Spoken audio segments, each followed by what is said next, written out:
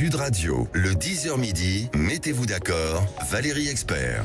Mettons-nous d'accord aujourd'hui autour de Jonas Haddad. Bonjour, avocat, vice-président de la région Normandie, porte-parole adjoint des Républicains, nouvelle fonction, bravo. Merci. Arnaud Benedetti ne devrait pas tarder à arriver. Avec nous également Jean-Philippe Dugoin-Clément, maire UDI de Mennecy, vice-président de la région Île-de-France, et Alex Darmon, journaliste politique. Bonjour. Débat tous les vendredis face à Éric Tegner dans la matinale dans La Vérité en face, présenté par Patrick Roger. On vous retrouve également sur votre chaîne YouTube Les Indécis, une chaîne de débat politique. Violence après match, Darmanin et Retailleau veulent une révolution pénale, plus de sursis, des peines minimales. C'est à ma connaissance la première fois qu'un garde des Sceaux parle d'une décision intervient sur une décision de justice. C'est pas la première fois. Non. Mais aussi fortement, c'est rare. C'est assez rare. Parce que parfois, pardon, je vous coupe, parfois il peut demander au parquet de faire appel de quelque chose, par exemple. Obligation de vérification de l'âge des utilisateurs pour les sites pornographiques. Plusieurs sites porno ont décidé de quitter la France. Alors, est-ce que ça va changer quelque chose?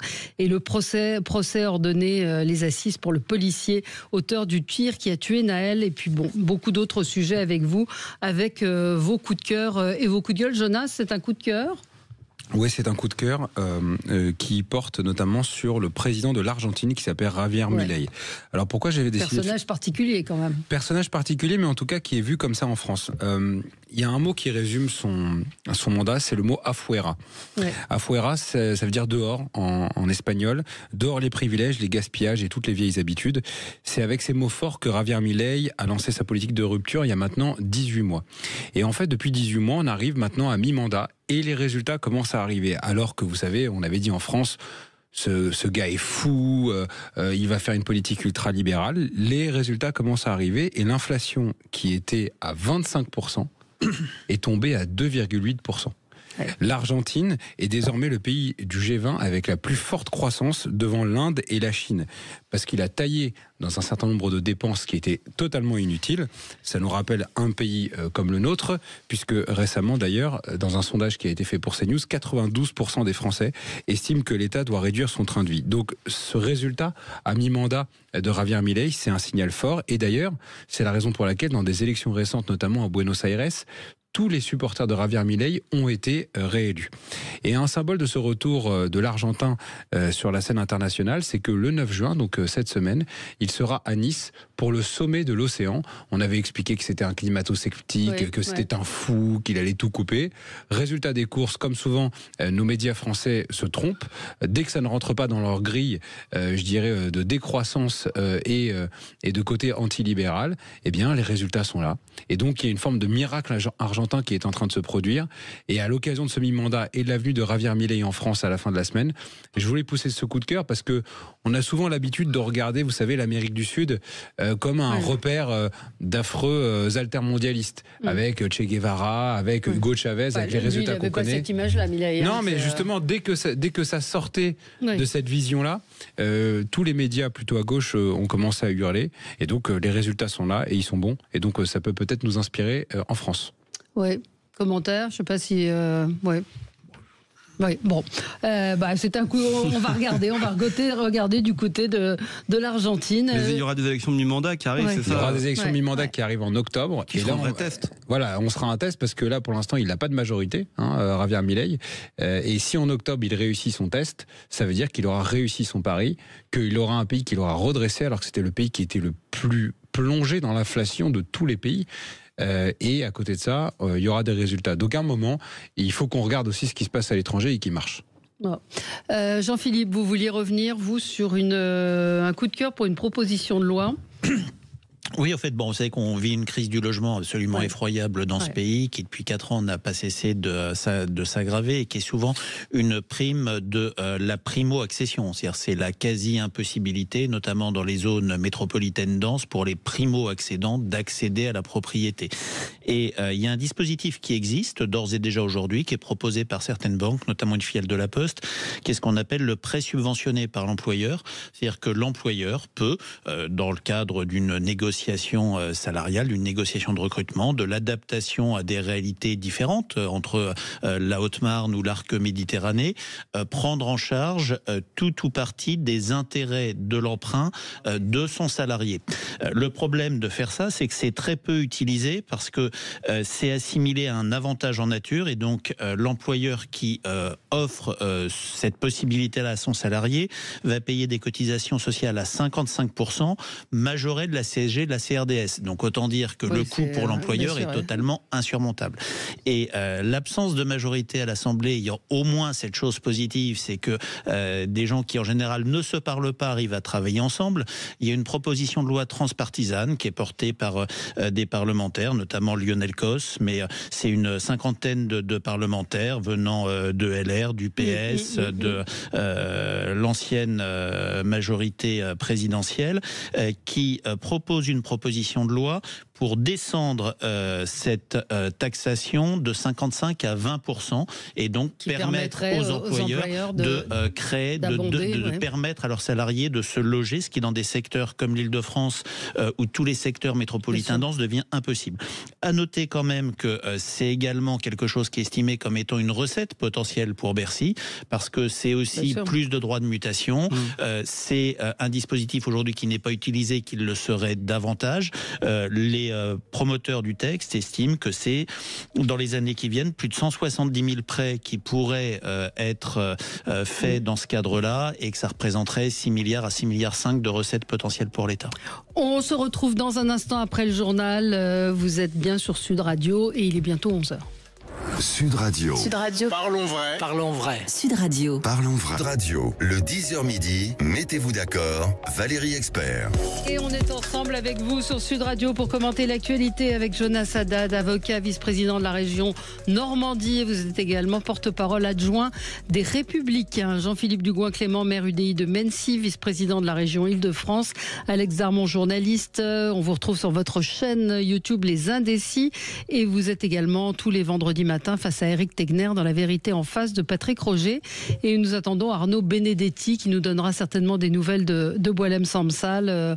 On en est aujourd'hui au 100e jour d'incarcération, 200 jours d'emprisonnement pour Boualem Samsal. Et je rappelle également que Kamel Daoud ne peut pas quitter la France, en gros, puisque un mandat d'arrêt a été lancé contre lui et qu'un pays comme l'Italie, par exemple, menace de l'extrader si jamais il vient participer à une manifestation dans ce pays. Donc on en est là aujourd'hui avec très peu de soutien ou de voix qui se manifestent, mais on attend que Arnaud nous rejoigne. On continue avec vos coups de cœur, vos coups de gueule. Alex, c'est un coup de gueule? Oui, un coup de gueule contre les vacances de Rima Hassan, qu'elle partage sur les réseaux sociaux, vous savez, à bord d'un voilier. Ouais. Ils sont avec 12, son amie Greta Thunberg. Avec son amie Greta Thunberg, parce qu'elles nous ont montré qu'elles avaient une chambre qui donnait vue sur mer. Je ne sais pas si vous avez vu cette vidéo qui est lunaire. Non. Voilà, on a une chambre qui donne sur la mer, qui font de la guitare sur le pont du. Alors avec c'est des un petits voilier, sandwichs. Avec des briques de jus d'ananas. Enfin bon, elle s'éclate bien. Et en fait, moi, en disant, en gros, on met en place cette flottille pour pouvoir faire en sorte d'ouvrir un corridor humanitaire à l'entrée de Gaza, enfin comme si les Israéliens allaient être plus sensibles à leur envie humanitaire. Il y a un seul médecin sur le bateau. C'est important quand même. Il fallait qu'il y ait un médecin pour une flottille humanitaire. Il y en a un, mais et apparemment on n'arrive pas à trouver ses diplômes sur cet homme-là. Bref, c'est vraiment n'importe quoi, du foutage de gueule. Excusez-moi de l'expression. Il y a d'ailleurs un Brésilien aussi qui est sur le bateau, qui s'appelle Thiago Alvara, qui a dit qu'il espérait que l'entité sioniste le laisse passer. L'entité sioniste, c'est quand même les propos du Hamas, l'entité sioniste. Donc en gros, c'est des gens qui n'ont aucune légitimité, qui s'amusent à jouer à la guerre, alors qu'il y a des gens qui meurent à Gaza en ce moment et que c'est vraiment et puis avec un drame humanitaire. Et que de l'autre côté, il y a aussi une population israélienne qui est en train de souffrir et que c'est pas un jeu. En vérité, c'est pas un jeu. Et c'est bien de faire des belles images, de vouloir dire qu'il y a des drones qui les attaquent. Je sais pas si vous avez vu cette vidéo. Oui, c'est ça. De dire qu'il y a des drones alors qui les attaquent au-dessus. Elle est en Grèce. Alors qu'elle est à la frontière de la Grèce. Et qui disent que c'est peut-être des drones israéliens. Bon, voilà. Ouais, moi, je trouve ça vraiment, et l'écho que ça a, que savoir que Greta Thunberg est sur le bateau, que c'est une icône pour une certaine jeunesse de notre pays, d'ailleurs une jeunesse mondiale. Vraiment, moi, je suis très inquiet pour les années qui viennent, des gens qui vont avoir des paroles et qui vont avoir des rôles importants à jouer dans les années qui viennent. Oui, elle dit alerte drone, suivez-nous. Enfin, elle communique énormément sur ses réseaux sociaux sur le sujet. Jonas. Bon, il y a deux personnes sur cette flottille, en tout cas qui sont importantes, c'est Thunberg et Hassan. Thunberg, ça montre bien une chose, c'est qu'en gros, paradoxalement, depuis des années, on nous fabrique des icônes écolos, puisque Madame Thunberg est une icône écolo. Et en réalité, ça reste des gens qui sont des altermondialistes et qui ont une vision qui est héritée de l'époque des communistes et qui ont envie en fait de soutenir ceux qu'ils considèrent comme étant les ennemis de l'Occident. Voilà, donc ça, c'est une première chose. On le verra pour les prochaines icônes écolos, vous verrez, parce qu'en fait, en général, ils sont baignés cette idéologie-là. Et deuxièmement, Madame Rima Hassan, au-delà de ce que dit justement Alex, je ne comprends pas ce que fait cette dame. Elle est députée française, européenne. Elle ne parle que des questions palestiniennes. C'est-à-dire que j'ai jamais vu un député d'un pays parler autant d'un autre pays. Alors si parfois elle parle d'un autre pays, mais elle parle de l'Algérie. Elle dit que l'Algérie qui emprisonne son compatriote Boualem Sansal, c'est la Mecque des libertés. C'est quand même fort. Mais elle ne parle jamais de la France. C'est-à-dire que nous payons avec nos impôts des gens qui ne parlent que d'un autre pays. C'est quand même fondamentalement gênant. Et enfin, dernier point, concernant les drones. C'est très drôle de hurler lorsqu'il y a des drones, alors que dans un tweet précédent, elle disait « je suis prêt à aller jusqu'au martyr ». Bon, alors que si tu commences à avoir peur des drones grecs, voilà, le elle martyr... met en très gros urgent, le navire humanitaire de la Freedom Flotilla est survolé par des drones. Et les points d'exclamation, c'est deuxième alerte de la nuit, un nouveau drone est à proximité du bateau, point d'exclamation, mais attention, mais c'est la construction aussi, Madame Rima Hassan, de certains médias qui l'ont beaucoup invitée avant qu'elle soit sur les listes de Mélenchon, et qui l'ont valorisée comme étant une icône des réfugiés, etc. Alors qu'en fait, ce sont des gens qui ont des discours qui sont très dangereux, elle comme Madame Thunberg. Je précise juste une chose, c'est qu'il y a deux médias sur la flottille, Al Jazeera et un média français, Blast. Voilà. Blast, où Salomé Saké exerce, et donc en fait tout ça se rejoint et c'est très dérangeant en fait, je trouve, cette flottille. Oui, vous voulez dire un mot? Non, mais c'est une opération de communication d'extrême gauche. Voilà. Madame Thunberg est une activiste d'extrême gauche, pas une défenseur de l'environnement. Ça fait des années qu'on le dit. On est sur deux personnes qui sont des constructions médiatiques. Et puis, au-delà de Greta Thunberg, moi ce que je trouve extrêmement inquiétant pour notre pays, pour le coup, c'est quelqu'un comme Rima Hassan, qui est devenu la figure officielle de LFI, d'un parti qui aspire à gouverner le pays et qui ne cherche aujourd'hui qu'une seule chose, c'est à importer en France ce conflit absolument effroyable qui se déroule aujourd'hui au Moyen-Orient, dans l'espoir d'un chaos dont surgirait une éventuelle hypothétique élection présidentielle pour M. Mélenchon. Alors, je voulais vous parler de Mohamed Amra. Je ne sais pas si vous avez vu le ministre de le garde des Sceaux, hier, qui a expliqué qu'il devait être entendu par le juge, donc extrait de sa prison pour aller chez le juge. Pourquoi ? Est-ce que ce n'est pas le juge qui se déplace? Il y a 260 km entre la prison et le bureau du juge. On va mobiliser le GIGN, on va mobiliser le RAID, on va sécuriser le palais de justice. Je ne sais pas, vous êtes avocat, Jonas Haddad. Qu'est-ce qui empêche un juge de se déplacer pour aller auditionner un détenu dangereux? Rien ne l'empêche. Après, vous savez, les magistrats, c'est pas du tout pour défendre le magistrat qui a pris cette décision-là, mais les magistrats, ces derniers temps, ils ont beaucoup de choses à faire, dont des choses en urgence. Non, mais vous voyez, ces derniers temps, ils ont quand même beaucoup d'urgence. Alors voilà, il faut, je sais pas, il faut poser la question directement. Peut-être qu'ils n'ont pas la possibilité de se déplacer. et que vaut mieux que ça vienne à soi. Je sais pas. Alors Bruno Retailleau, lui, a dit qu'il préférerait que le juge se déplace. Effectivement, chaque extraction consomme des moyens du ministère de l'Intérieur. Ça coûte cher aux contribuables, c'est à ça que je pensais aussi. C'est fondamental parce que maintenant, on pose la question de savoir, je ne sais pas ce que vous en pensez, ça m'est apparu comme une évidence en le voyant hier. C'est du bon sens. Enfin, voilà, là on est sur un cas qui est particulièrement symptomatique ou choquant parce qu'on est sur quelqu'un de particulièrement dangereux, il y a 260 km, il y a des mesures de sécurité particulièrement lourdes. Mais enfin, chaque extraction qu'il se fait, à chaque fois, c'est des moyens en police nationale ou en gendarmerie qui sont bloqués pour escorter et accompagner, y compris par rapport à l'administration pénitentiaire. C'est aussi du temps pour extraire la personne, le réintégrer derrière. Voilà, après, c'est des modes de fonctionnement. Je pense que c'est uniquement la répétition des us et coutumes. Si ça peut permettre de changer les modes de fonctionnement, quand on parle d'économie de l'État, ça en fait partie. Bien sûr. Le syndicaliste, le secrétaire général de FO Justice, Emmanuel Baudin, a dit « Aujourd'hui, le magistrat décide si on doit lui présenter le détenu ou non, considérant que les magistrats ne prenaient pas en compte la mesure du danger des extractions de ce type de détenu. » Là, on est dans la fonctionnalisation absolue, ça se fait pas. Mais la question, moi, c'est même pas la question de la dangerosité, c'est la question du coût pour la société. C'est qu'est-ce qui revient le plus cher pour l'État. Vous vous rendez compte, il va y avoir des hélicoptères, la sécurisation du palais de justice, il va y avoir le GIGN, le RAID, il va y avoir évidemment des mesures considérables. Non, mais je sais pas pourquoi. Si effectivement, c'est juste une tradition, en fait. Voilà. C'est ce que répond. Il faut se poser la question d'inverser les traditions. Non, mais au moment où on cherche des économies, effectivement, on peut en faire. Cher Arnaud, vous venez d'arriver, Arnaud Benedetti. On va vous entendre dans un tout petit instant. Je vous propose que nous marquions une pause dès à présent.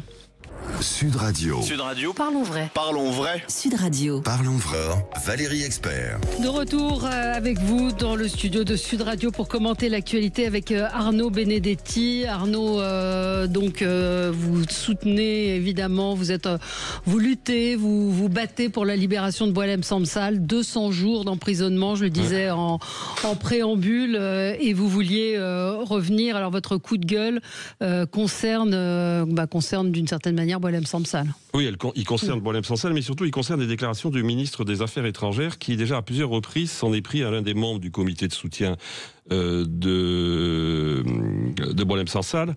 C'est l'ambassadeur Xavier Driancourt. Alors je rappelle qui est Xavier Driancourt. Il a été 2 fois ambassadeur en Algérie, nommé je crois une première fois par Nicolas Sarkozy, une deuxième fois je ne sais pas si c'est par François Hollande ou par Emmanuel Macron, peut-être par Emmanuel Macron.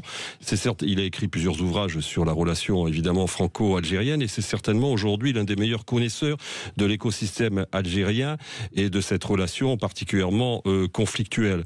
Et il est depuis maintenant près de 3 semaines, un mois, la cible régulière des interventions du ministre des Affaires étrangères qui le qualifie d'extrême droite, de porte-parole de l'extrême droite.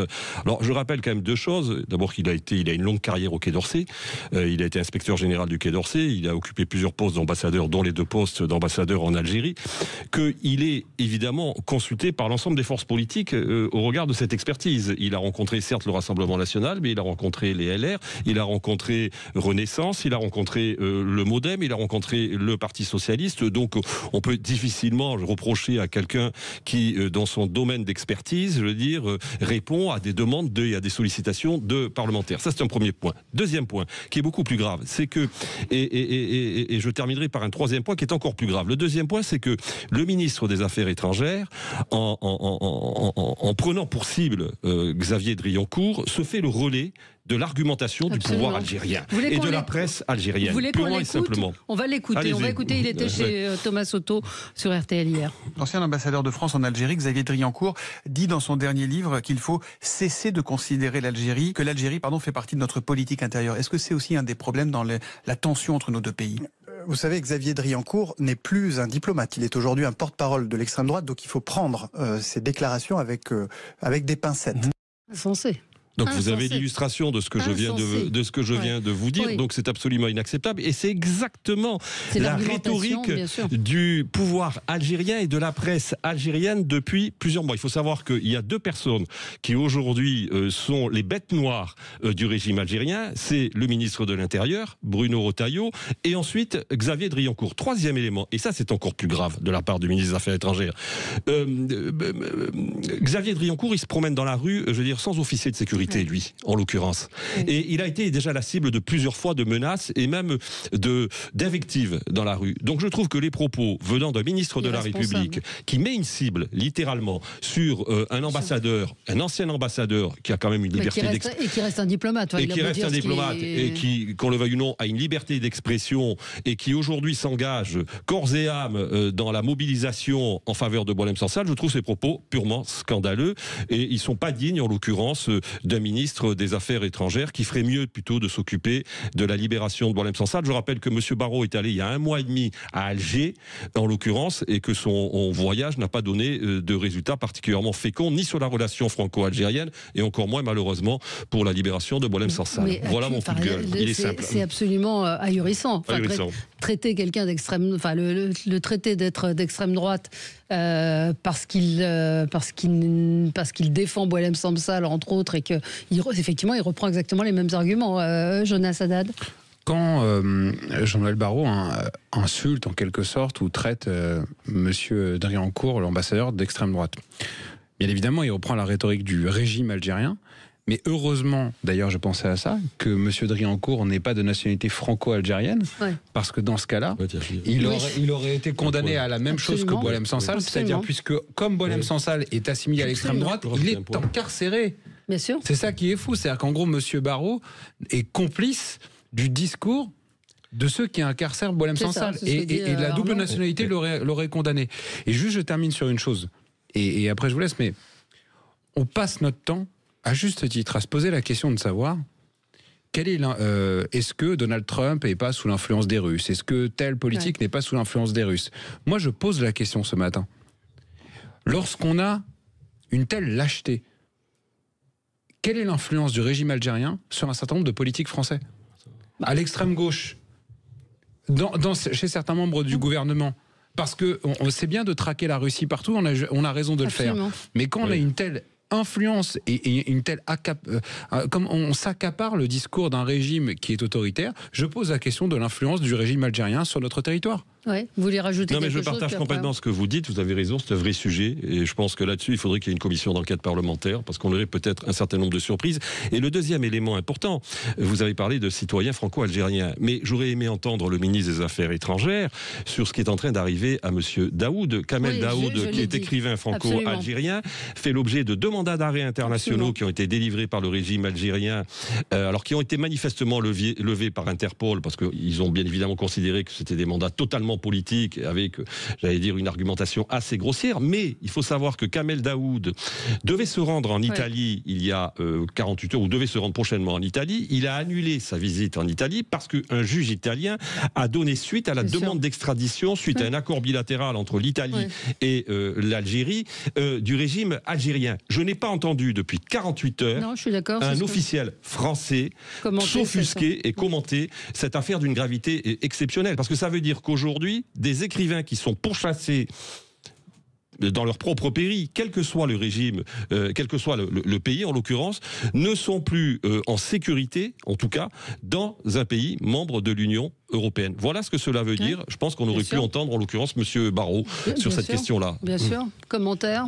Non, moi je ne comprends pas comment le ministre des Affaires étrangères, enfin on est sur un poste c'est un ministère régalien. Quand on parle de la structuration de l'État français, les affaires étrangères, c'est un des 2 ou 3 plus grands ministères. Et je ne comprends pas comment est-ce qu'on peut avoir cette prise de parole. C'est totalement aberrant. Qu'on aime ou qu'on n'aime pas d'ailleurs l'ambassadeur. On a un citoyen franco-algérien qui est emprisonné pour une question de délit d'opinion aujourd'hui, et au lieu de le défendre, au lieu de défendre d'une certaine manière ce que nous sommes, parce que c'est l'État français qui est attaqué aujourd'hui, c'est les valeurs du pays qui sont attaquées aujourd'hui, on s'en prend à une des personnes qui font partie de son comité de soutien. C'est assez surréaliste. Mais je ne comprends pas ce qui a pu le pousser effectivement à avoir cette sortie. C'est un non-sens. Pour revenir à ce que disait Jonas Haddad, il y a des personnalités dont on a du mal à comprendre les prises de position, comme Ségolène Royal aussi, qui dit il faut changer de position vis-à-vis de l'Algérie. Enfin, il y a des gens qui ont un discours pour le moins étonnant. Il n'y a surtout pas de colonne vertébrale politique sur la politique franco-algérienne ou algéro-française. Enfin, Arnaud l'a dit, il y a 1 mois et demi quand même, le ministre des Affaires étrangères, il a été en Algérie, il n'a même pas exigé, il n'a même pas demandé à rencontrer Boualem Sansal. Non. Non mais c'est quand même incroyable. C'est un franco-algérien qui est emprisonné. Vous avez votre ministre des Affaires étrangères qui vient, vous savez la tension. Vous ne demandez pas à rencontrer. Et pardon, je vais aussi parler d'Emmanuel Macron, président de la République, qui en ce moment s'agite sur tous les coins de la terre pour tous les conflits possibles, inimaginables, sans savoir de quoi il parle. Il va parler sur les océans mardi prochain sur France Télévisions. Et puis je vais vous dire même si je suis supporter du Paris Saint-Germain et que j'étais à Munich voir le match ce week-end, reçoit les Qataris, reçoit les Parisiens à l'Elysée et qui remercie chaleureusement le Qatar et l'émir. Et qui dans le même temps ne demande pas de nouvelles d'un de nos ressortissants français qui est enfermé parce que son comportement, ses pensées, ses écritures ne plairaient pas au régime algérien. Il y a un moment, vous voyez, il y a eu beaucoup de paroles pendant des années, mais je mets tous les responsables politiques, pardon, excusez-moi, parce qu'on parle de Bruno Retailleau et d'Édouard Philippe qui ont plein de pensées sur l'Algérie, mais il se passe rien. Au final, malheureusement, il se passe rien. Donc qu'est-ce qu'on fait, comment on agit et comment surtout on réagit? Mais comment vous le comprenez, ça, ce désintérêt? On ne peut pas parler d'autre chose que de désintérêt pour Boualem Sansal. Il y a surtout une faiblesse, c'est-à-dire on imagine que parce que l'on va être finalement prudent et qu'on va être dans la retenue, qu'on va obtenir des concessions de la part des Algériens. C'est en tout cas la politique qui a été menée depuis que Boualem Sansal a été arrêté arbitrairement sur l'aéroport, sur le tarmac de l'aéroport d'Alger. Et manifestement, cette politique, elle a obtenu strictement 0 résultat. Et encore une fois, je l'ai dit déjà plusieurs fois à ce micro, tous les bons connaisseurs du système algérien, les opposants algériens avec lesquels vous pouvez discuter, et on en rencontre beaucoup en ce moment, vous disent que le pouvoir algérien est un pouvoir qui ne connaît que le rapport de force, si l'on veut obtenir un certain nombre de concessions de sa part. Le pouvoir algérien progresse de nos faiblesses et de nos fragilités. Il a compris qu'il y avait une faille, il a compris que nos dirigeants, aujourd'hui, ne voulaient pas rentrer dans un bras de fer, donc il en profite. Après, il faut espérer quand même, malgré tout, moi, pour terminer quand même sur une note positive, vous savez que le procès en appel de Boualem Sansal aura lieu le 24 juin prochain, donc ça veut dire qu'il y aura en principe un rendu du jugement qui devrait avoir lieu une semaine plus tard, c'est-à-dire le 1er juillet. Le 5 juillet, il y a la fête nationale algérienne. Nous, évidemment, je veux dire, nous espérons tous que peut-être à ce moment-là, un geste de clémence sera, de clémence entre guillemets, parce que de toute façon, il n'y a pas de clémence à avoir en l'occurrence, parce qu'il est coupable de rien, Boualem, mais que peut-être on pourra bénéficier, Boualem pourra peut-être bénéficier d'une grâce. Mais on reste très prudent, parce que chat échaudé craint l'eau froide. C'est sûr. On marque une toute petite pause de pub et on se retrouve tout de suite après. On va revenir sur les prises de parole de Gérald Darmanin, le garde des Sceaux, et de Bruno Retailleau, ministre de l'Intérieur, à propos des peines qui ont été données à ceux qui ont saccagé et dégradé les villes, parce qu'il n'y a pas que Paris, après le match. Tout de suite. Sud Radio. Sud Radio. Parlons vrai. Parlons vrai. Sud Radio. Parlons vrai. Bonjour, c'est André Berkoff. Sud Radio, le 10h midi, mettez-vous d'accord, Valérie Expert. On va parler donc des condamnations qui sont intervenues après les violences en marge de la victoire du PSG, avec beaucoup de peines avec sursis. Donc c'est vrai qu'on n'était pas au procès. On a pu voir néanmoins certains reportages où on voyait des proches qui disaient, ou même certains des prévenus qui disaient bah non, on m'a donné le mortier. Enfin, je pense que je parlais avec un policier qui m'a dit j'ai fait 40 ans dans la police, je connais, c'est pas à moi. Donc il y a eu beaucoup de peines. Beaucoup de ceux qui ont été interpellés avaient des casiers vierges. Donc c'est vraisemblablement ce qui a été pris en compte par les magistrats. Néanmoins, le ministre de l'Intérieur et le ministre de la Justice ne sont pas satisfaits et plaident pour des peines minimales. Peut-être vous qui êtes avocat, Jonas Haddad, pouvez nous dire ce que vous en pensez. Et effectivement, ces condamnations, comment les comprendre? 500 € d'amende, des stages de citoyenneté. Je pose une question à nos auditeurs. Est-ce qu'on trouve ça normal qu'un boulanger, lorsqu'il ouvre un 1er mai, se prend une amende de 7 500 € et qu'une personne qui casse tout sur son passage se prenne que 500 € d'amende? La proportionnalité des peines, le fait qu'elles soient personnalisées en fonction des gens qui l'ont fait, n'a pas à excuser l'impact que ça peut avoir. Je vais écrire bientôt là-dessus, mais je voulais vous le dire à votre antenne. En fait, ce qui me terrifie, c'est qu'on avait l'image de la douce France et que la France devient aigre-douce. Je m'explique. À chaque fois qu'il y a un moment de fête, à chaque fois qu'il y a un moment de joie, à chaque fois qu'il y a un moment où on devrait se réjouir et de bonheur, il est troublé par des hordes de personnes qui veulent troubler ces fêtes. Lorsque c'est le 14 juillet, il y a des pétards. Lorsque c'est le 31 décembre, on fait brûler des voitures. Lorsqu'il y a le match au Stade de France, on massacre une finale de Ligue des Champions. Lorsqu'il y a un bal populaire à Crépol, on s'en prend aux jeunes et on les massacre tous. Lorsqu'il y a une victoire du Paris Saint-Germain, on casse tout sur son passage. Mais dans quel autre pays au monde ça existe ? Donc à un moment, je sens qu'il y a un réveil qui est en train de s'opérer pour dire qu'il faut mettre un terme à tous ceux qui sont là pour priver des petits moments de joie tous les Français dans ce pays. Donc évidemment, il faut armer, muscler notre dispositif judiciaire parce que sinon, je vous assure, et on le sent très très fort, c'est plus qu'une colère sourde dans le pays, c'est une colère qui est très forte et bien évidemment, les gens vont exploser de cette colère. Ouais. Je regardais beaucoup sur les réseaux sociaux, il y a des gens d'ailleurs qui se disent issus de l'immigration, issus de la diversité, qui disent à un moment, c'est pas en notre nom que ça se fait. Et arrêtez de vous comporter de cette façon-là. Parce que même ceux qui sont issus de l'immigration et de la diversité, eh bien, ils ont honte de ça. Il y a des associations qui se créent, les patriotes de la diversité. J'ai vu Ben le patriote, le champion de jiu-jitsu j'ai vu Enda Ayari, j'ai vu le rappeur chaotique. Tous ces gens-là se lèvent et disent, on en a marre. Et c'est pas à vous de nous représenter. Écoutez, vous avez un jeune homme, 24 ans, déjà condamné pour conduite sous stup. Donc, violence sur policier, bris de montre, rébellion. La peine requise, 6 mois avec sursis, relaxé. Pareil, un deuxième, casier vierge, alors lui 19 ans, jet de cailloux sur motard de la police, requis stage de citoyenneté, condamné à 105 € de travaux d'intérêt généraux et stage de citoyenneté. Est-ce qu'ils vont les faire, les stages d'intérêt généraux ? Alex, sur ces condamnations, effectivement, avec un président de la République qui dit, encore une fois, nous serons fermes, nous ne tolérerons pas, etc. Et à l'arrivée, voilà ce qu'on a. Non mais pardon, parce que...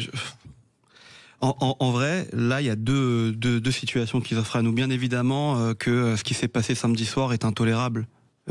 Bien évidemment que il faut sans doute avoir une politique plus ferme, une politique judiciaire plus ferme pour pouvoir faire en sorte qu'ils soient plus condamnés, ces jeunes qui sont à l'origine de ces heurts-là, et qui puissent vraiment comprendre ce qu'ils font, bien évidemment. Maintenant, pardon, mais votre question, c'est de savoir sur les propos de Gérald Darmanin et de Bruno Retailleau, ce qu'on doit en penser. Quand hier, Gérald Darmanin demande la fin du sursis, excusez-moi, mais c'est quoi la prochaine étape ? On coupe la main à celui qui vole ? Enfin, il y a un moment donné, il faut quand même être mesuré. Non, surtout, il y a des lois. Non, mais il faut quand même être mesuré. Faut pas être populiste. Faut pas raconter n'importe quoi. Supprimer le sursis, ça veut dire quoi ? Ça veut dire qu'en gros, vous faites une erreur, on supprime le sursis pour tout le monde, et donc il y a plus d'échelle de valeur dans la sanction. Je veux bien que sur ce qui s'est passé samedi soir, je vais vous dire, j'étais à Munich, j'étais content d'être à Munich pour voir le match parce que je savais que ça allait déraper à Paris. Encore que quand vous voyez les supporters parisiens de la frange un peu, excusez-moi, du mot un peu abruti qui envahissent le terrain, ils donnent pas une très bonne image non plus des Français. Bref. Bien évidemment que ce qui s'est passé samedi soir, c'est honteux et qu'il ne faut pas laisser passer, que ça soit pas tolérable. Mais vous pouvez pas non plus dire tout et n'importe quoi simplement pour aller chercher des votes. Pardon, mais la justice n'a jamais été aussi ferme qu'aujourd'hui. Jamais. Mais si, c'est des chiffres.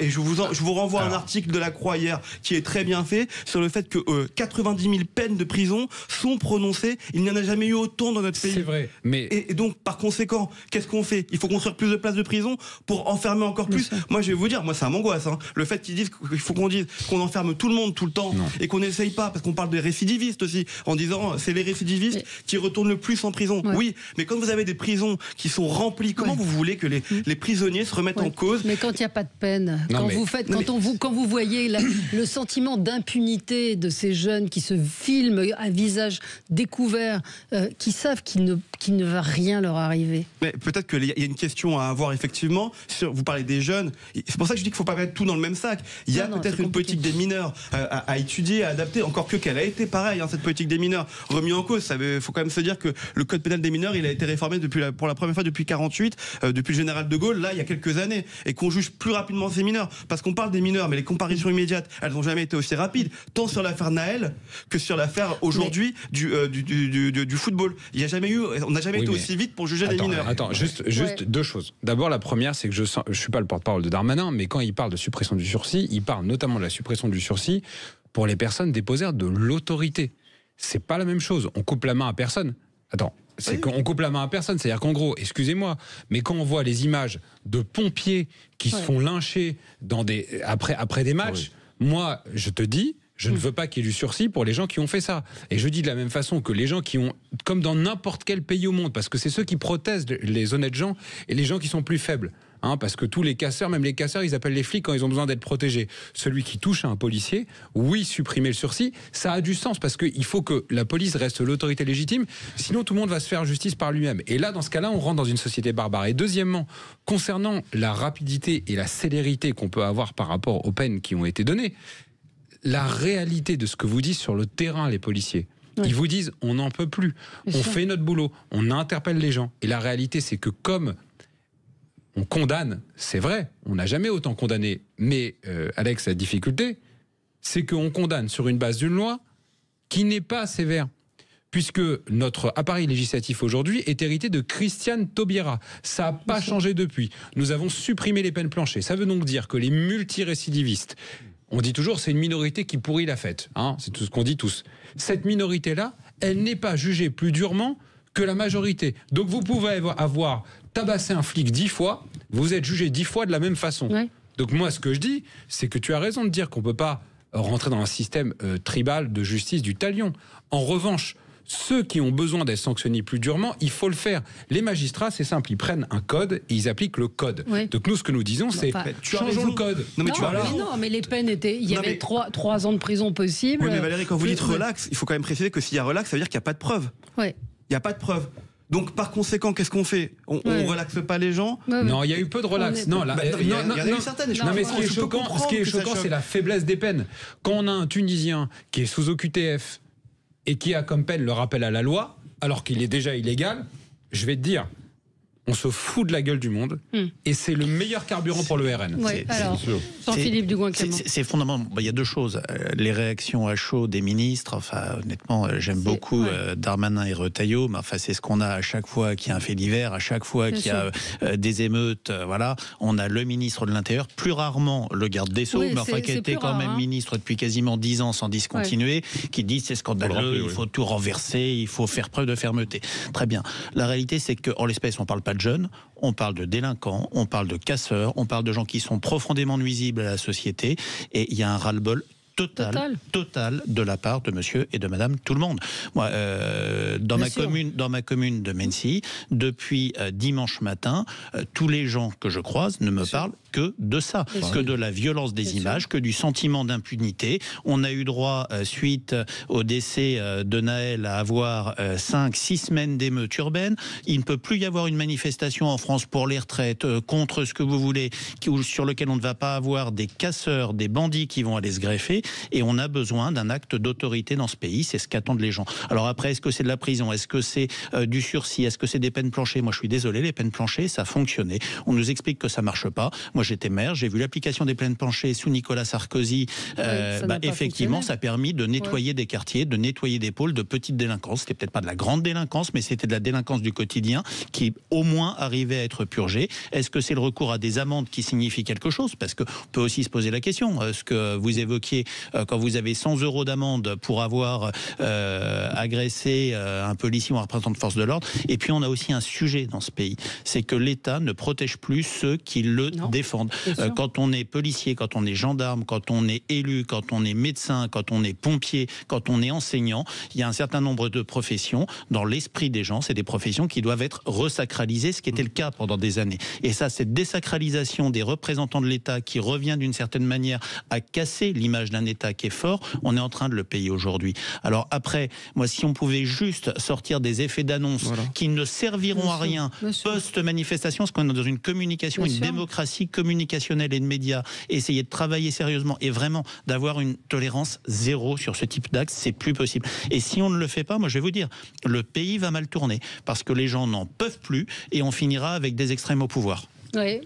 Arnaud, effectivement, là on est sur la communication politique. Il y a beaucoup d'aspects qui peuvent être évoqués après le match. Vous avez tweeté aussi sur, moi, si vous voulez, je sur trouve la communication. Oui, moi, ça me gêne pas que les ministres communiquent, et c'est tout à fait logique, parce que ce qui s'est passé quand même samedi soir est quand même d'une gravité sans nom. Je rappelle, il y a eu 2 morts déjà, ce qui est quand même considérable. Je rappelle que ce type d'événement, finalement, quand on regarde dans les autres pays européens, lorsqu'il y a une finale, j'ai pas l'impression que on subisse le même traitement dans la rue. Loin de là, ça se passe bien en Espagne. Le Real de Madrid gagne la Champions League une fois tous les 2 ans. J'ai pas l'impression que tout soit cassé à Madrid et dans la banlieue de Madrid. C'est pas donc il y a quand même une spécificité, malheureusement, très française dans ce domaine. Le Royaume-Uni a depuis maintenant quelques années réglé ce problème de hooliganisme. Et là, c'est autre chose que du hooliganisme, d'ailleurs, au demeurant. C'est un phénomène qui est massif et qui a commencé, si vous vous en souvenez bien, à la fin des années 80, au début des années 90. Souvenez-vous, Lionel Jospin était ministre de l'Éducation nationale. Il avait lancé une réforme, je ne sais plus, la énième réforme de l'Éducation nationale. Et il y avait eu des mouvements de lycéens à l'époque qui s'opposaient à cette réforme. Et on avait eu déjà les premiers phénomènes de bandes qui venaient dans Paris et qui s'attaquaient à un certain nombre de magasins, notamment du côté de Montparnasse. Et c'est un phénomène qui n'a cessé de croître depuis les années 90 et que l'on n'arrive plus du tout à juguler. Ça, c'est le premier point. Deuxième point. Et là, je rejoins ce que disait Jonas, c'est-à-dire qu'il y a aussi, et c'est ce qui va finir par exaspérer la population, le sentiment qu'il y a un double standard. C'est-à-dire que quand vous respectez les règles, quand vous êtes un citoyen qui travaille, qui fait honnêtement son travail, qui parfois peut être exposé à une sanction parce qu'il a mal payé l'URSSAF, ou il n'a pas très bien compris, ou parce qu'il va ouvrir, comme vous avez dit, sa boulangerie le 1er mai, il ne comprend pas. Il ne comprend pas. Il dit qu'il y a finalement 2 poids, 2 mesures. Et ce rapport à la violence, il est capital. Il est capital parce qu'un État qui n'est pas capable de juguler la violence, c'est un État qui perd sa légitimité. Arnaud, et ça, c'est absolument essentiel. Et c'est ce à quoi nous sommes en train d'assister progressivement. Je rappelle juste un dernier point. Un élément de sondage il y a quelque temps, et qui est intéressant, qui dit quelque chose sur la réalité de la société française. Au moment de la crise des Gilets jaunes, je ne mets pas sur le même plan d'ailleurs les Gilets jaunes que ce qu'on a vu samedi dernier. Pas du tout. Loin de là. Mais quand même, vous aviez près 30%, un tiers des Français qui justifiaient la violence. Pour des raisons politiques. Donc ça veut dire quelque chose sur l'état de dégradation du sentiment civique dans notre pays. Pardon, j'entends tout ce qui est dit, il n'y a pas de débat, on peut en discuter, mais il y a 2 sujets différents. C'est l'arsenal législatif d'un côté et la violence, et traiter la violence de l'autre. Pardon, mais les récidivistes, quand ils sont condamnés, c'est automatiquement allongé, doubler leur peine. Ça, il faut le dire, les peines planchées, on sait que ça n'a pas marché. Pardon aussi, Jean-Philippe, ça n'a pas marché. Les chiffres du ministère le montrent, ça coûte énormément d'argent, ça occupe des places de prison pour des gens que vous voudriez vraiment condamner. Et le rappel à la loi dont je vous parlais tout à l'heure, il a été supprimé celui-ci aussi. Ah non. Ah si, le rappel à la loi a été supprimé. Ah non, il y a eu des rappels à la loi qui viennent d'être prononcés. En tout cas, le rappel à la loi sur les casseurs du PSG, il y en a qui ont été prononcés. À vérifier, en tout cas, le rappel à la loi a été supprimé normalement il y a 2 ans et demi, le rappel à la loi. Le magistrat s'est trompé alors. Peut-être qu'il s'est trompé ou peut-être qu'on a mal lu. Alors, en tout cas, ce qui est certain, c'est qu'on ne peut pas non plus dire que quand on tape des policiers, et c'est honteux, scandaleux, on ne peut pas non plus dire que les gens ne sont pas condamnés. Les peines s'allongent de facto quand vous êtes, par exemple, un prisonnier et que vous tapez. Moi, j'ai le tableau des condamnations. Là, en l'occurrence, non. J'ai le tableau des condamnations. Alors, on va marquer une pause, on va regarder, puis on va y revenir. Sud Radio. Parlons vrai. Sud Radio. Parlons vrai. De commenter l'actualité. Arnaud, j'en profite pendant que vous êtes là pour peut-être nous éclairer sur ce qui s'est passé samedi soir, à savoir le traitement de l'information qui a été faite cet après-match où il a semblé, plus que semblé, y avoir un décalage entre ce que racontaient les chaînes d'infos et les réseaux sociaux. Complètement, c'est ce qui était frappant. C'est pas la première fois que ça arrive. Si vous voulez, moi, ce qui m'a frappé le lendemain matin, je trouve que j'étais sur une antenne et il était tôt. Et en l'occurrence, c'était finalement l'espèce de de silence au tout début, en tout cas, sur ces événements. En fait, on était vraisemblablement, les gens étaient très contents de la victoire du Paris Saint-Germain, en l'occurrence, et mettaient plutôt l'accent sur l'événement sportif plutôt que sur ce qui s'était passé dans la rue. Mais moi, j'ai eu le sentiment, si vous voulez, qu'on se retrouvait dans une situation où il y avait comme un effet de système. C'est-à-dire que de part et d'autre du champ politique, on ne voulait pas en parler. On ne voulait pas en parler parce que, bon, pour le mainstream, peut-être, pour des raisons idéologiques, classiques, il fallait pas faire remonter, je veux dire, ce qui s'était passé dans la rue. Parce que c'était quelque part alimenté, encore une fois, vraisemblablement à leurs yeux, l'extrême droite. Et puis du côté des médias de droite, il y avait aussi une espèce de silence au début. Et moi, je l'ai interprété, mais peut-être, je veux dire, hâtivement, en disant, finalement, voilà, c'est aussi pour ne pas gêner le ministre de l'Intérieur, en l'occurrence, parce que quand même, malgré tout, c'est un problème d'ordre public. Donc, ça, c'était un premier élément. Et en fait, ce qui a vraisemblablement, et encore une fois, c'est pas quelque chose de nouveau, ce que je dis là n'a rien d'original, ce qui a fini par imposer, si vous voulez, ces événements dans l'agenda médiatique et dans l'agenda politique, c'est que les réseaux sociaux, là, pour le coup, ont été des capteurs. Ils ont été des capteurs, ils ont fait remonter des images qui étaient des images tout à fait explicites et qui ont d'une certaine manière obligé finalement à un moment donné les médias à se saisir de l'événement. Donc ça c'était me semble-t-il quelque chose d'assez frappant et d'assez significatif de la façon d'ailleurs dont fonctionne aujourd'hui notre écosystème médiatique mais aussi notre écosystème politique. Ouais, non mais c'est vrai qu'il y a eu ce... Je ne sais pas, vous l'avez constaté aussi, Philippe? Oui, après, moi, vous voyez, juste si je prends ma casquette de maire, tout le monde savait que c'était une soirée à risque. Bien sûr. Moi, je n'ai pas voulu faire de fan zone dans ma commune parce que je savais que c'était une soirée à risque. Il y a eu des dégradations chez vous, sécuriser ou pas? la fan zone, c'était facile. Les avant, les après, il y a quasiment rien eu parce qu'on a mis des moyens. On savait que c'était à risque. Moi, sur une ville de 16 000 habitants, la gendarmerie a mis 8 véhicules. J'avais 8 policiers municipaux en maintien de l'ordre, 2 personnels derrière les caméras. Mais on savait que c'était. Mais tout le monde savait que c'était à risque. Pourquoi on s'habitue à ça? Tout le monde savait que c'était... Il ne faut pas s'habituer. Très bien. Je vous dis pas que je m'habitue, je vous dis que je protège ma commune. Parce que vous voyez, moi je suis maire, je défends mes habitants. Oui, mais ça coûte cher. Donc il y a un moment... Très bien. Vous voulez rien faire? Vous voulez laisser les gens se faire cramer leur voiture? C'est pas ce que je fais. Je mets des moyens, je défends mes habitants. Ça, mais... Voilà. Après que la justice fasse son travail, c'est une chose. Voilà. Que le ministre de l'Intérieur soit commentateur de l'activité, de l'actualité, que le ministre, le garde des Sceaux soit commentateur des peines de justice. Ça, effectivement, ça peut poser des questions. Pour le coup, en tant que maire, oui, j'ai mis les moyens. On a protégé ma commune. Il y a eu une interpellation qui a été faite suite à un caillassage qui est convoqué effectivement au mois d'août, qui a reconnu les faits, mais on savait que c'était une soirée à risque. Donc on peut aussi se poser la question, d'avoir autorisé des fan zones, de la façon dont on a sécurisé les choses. Et on le savait, on le découvrait pas. Tout le monde le savait. La question, est-ce qu'il fallait laisser les Champs-Élysées ouverts? Mais moi je pense que là, ils ont sécurisé les Champs-Élysées. Le problème c'est qu'on a une lâcheté. C'est malheureusement c'est beaucoup de lâcheté.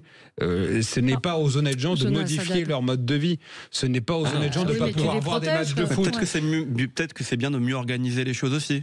Vous voyez, par exemple, là, excusez-moi, mais si on fait une fan zone, effectivement, on est capable quand même de contrôler les gens qui rentrent dans cette fan zone. Attends, mais Alex, tu aimes le rugby? Est-ce qu'il y a ce genre de problème au rugby? Non, mais ça n'a rien à voir, c'est pas les mêmes publics, tu le sais très bien. Ah bah, faut le dire. Mais donc, j'ai jamais caché le fait que dès qu'il y avait malheureusement des incidents, effectivement, c'était pas le même public. Voilà. Mais pardon, parce qu'on fait la comparaison avec ce qui s'est passé samedi soir. Ça n'avait rien à voir. Mais malheureusement, dans ce genre d'événement, vous avez toujours des risques. En 98, il y a eu des morts aussi, 2 morts. Non, attends, laisse-moi finir. Pas du tout de la même façon. Non, je suis pas en train de te dire ça. Il y a eu des morts aussi, mais on savait peut-être mieux appréhender la chose. En tout cas, on le faisait avec l'époque qui était la nôtre à l'époque. Là, aujourd'hui, on a l'impression qu'on n'a pas anticipé, qu'on n'a rien préparé.